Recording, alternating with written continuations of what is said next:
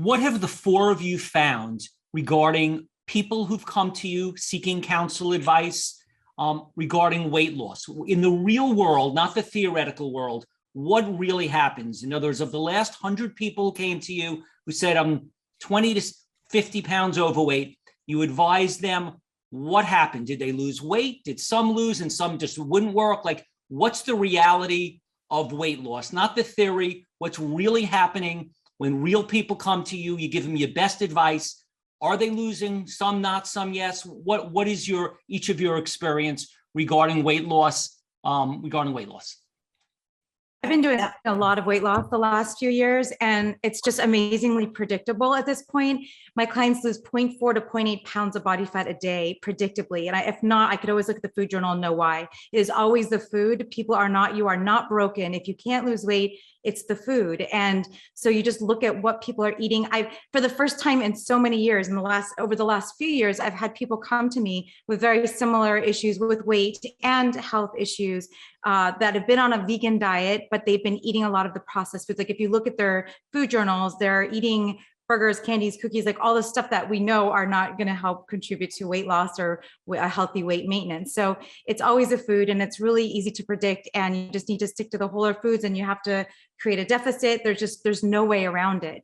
But eating a whole food plant-based, there's a million ways to lose weight. You can lose weight all sorts of ways, but the healthiest way to do so is with this way of eating. So it's been quite extraordinary, and I love the predictability of it, because there's so much confusion out there, especially when it comes to weight loss. And so it's been really exciting to see.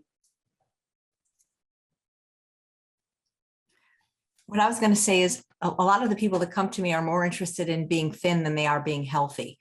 And they might have suffered with their weight from a very long time, even from childhood. And then there's some defining event in their life, like a daughter's wedding or a high school reunion.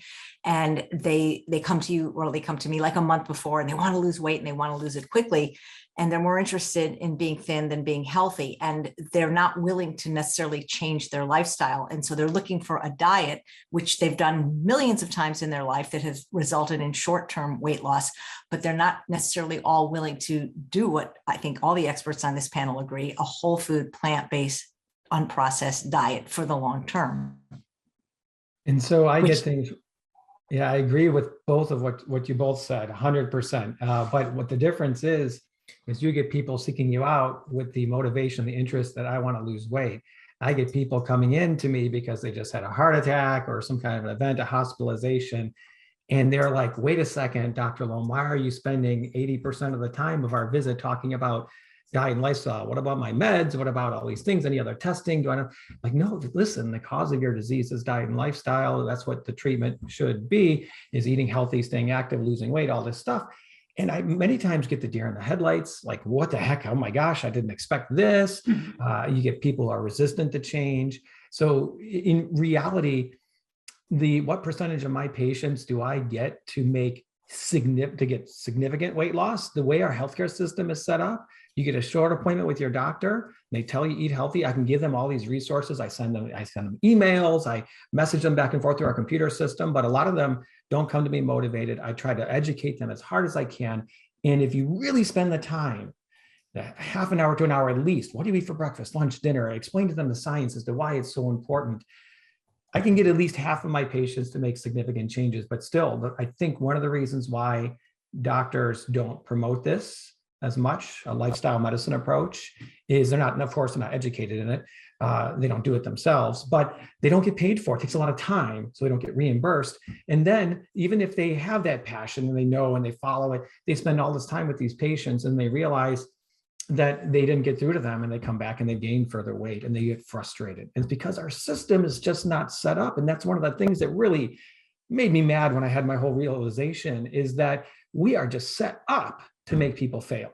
And in order to help people, we need to have the cooking classes, the free nutritionists, dietitians, everything needs to be there to help them, because a lot of people just don't have the ability, the motivation, the social situation to be able to run with making these lifestyle changes when it's like when they had that event and they're stuck. And now they will realize that's what I would need to do, but they go home and everybody at home eats processed foods and standard American diet, and they're not on board and they won't change. There's so many barriers, right? So it's harder from my perspective, because I do get some people coming to me because they know I'm the plant-based cardiologist and they don't want the stent and they don't want the bypass. And okay, those people, different story. But when it's the event that just happened to them and I'm trying to educate them and focus on it, it's much more of a challenge. And so that's why I lean on as many resources as I can to send them to, if they're motivated. But if they're not, it's a struggle. So I do think our system needs to wake up and just create way more resources for people in every single region to help them be successful with this.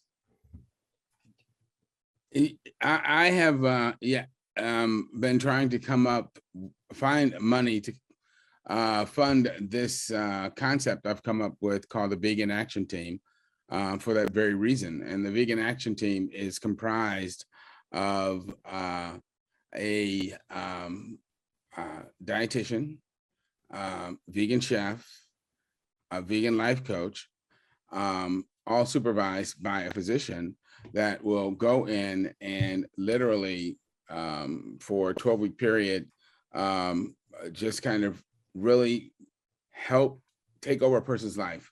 For the first 4 weeks, the chef cooks all of the person's food with the person watching, so they understand what it means to be plant-based. The next 4-week period, supervises the person preparing their own food.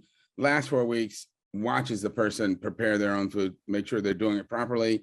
During this time, the life coach is teaching them how to reorganize their life to shop in a vegan way, because you know what happens when people try to become plant-based? They go out and they buy a bunch of food, bring it home, and it rots in the refrigerator.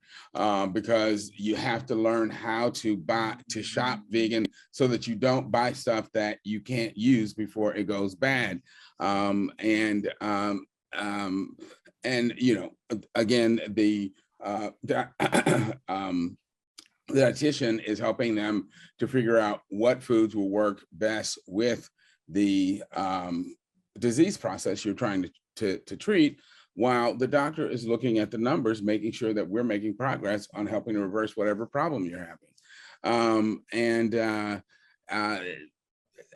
I'm trying to, again, as I said, I think that if I can find money to really put this into action, I can take this and prove to insurance companies that this will work and this will lower their costs, and it will be really effective at actually reversing patients' disease process, and it will save money in the long run. But that's what it's going to take to really make this effective and functional and work. On a massive scale. Yeah. Yes.